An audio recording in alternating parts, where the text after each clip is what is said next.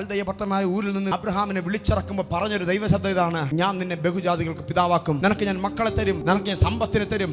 പക്ഷെ ജീവിതം പോകവേ, ജീവിതത്തിന്റെ യാത്ര പോകവേ ഉൽപ്പത്തി 15. ആമേൻ. അബ്രഹാം ഭയന്നുകൊണ്ട് കിടക്കുന്നവന്റെ അടുത്ത് രാത്രിയിൽ ദൈവം ഇറങ്ങി വന്നു. അബ്രഹാമിനോട് പറഞ്ഞു: അബ്രഹാമേ, ഞാൻ നിന്റെ അതിമഹത്തായ പ്രതിഫലവും നിന്റെ പരിചയമാണ്. അബ്രഹാം പറഞ്ഞു: എനിക്ക് തലമുറയില്ല, എനിക്ക് മക്കളില്ല. ഇന്ന് നിങ്ങൾ ചോദിക്കുന്നുണ്ട്, എവിടെ കർത്താവേ, എവിടെ കേട്ട ദൈവശബ്ദം, എവിടെ കേട്ട ദൈവിക വാഗ്ദത്തങ്ങൾ എവിടെ? ദൈവം അവനെ വിളിച്ചടാ, അങ്ങ് വാ. വിളിച്ച് വീട്ടിന്റെ പുറത്തിറക്കിയിട്ട് നോക്കണം ആകാശത്തേക്ക്. എണ്ണാമെങ്കിൽ എണ്ണിക്കോ, നക്ഷത്രങ്ങളെ എണ്ണാമെങ്കിൽ എണ്ണിക്കോ. ഇതുപോലെ നിനക്ക് ഞാൻ സന്തതിയെ തരും, ഇതുപോലെ ഞാൻ നിനക്ക് സന്തതിയെ തരും.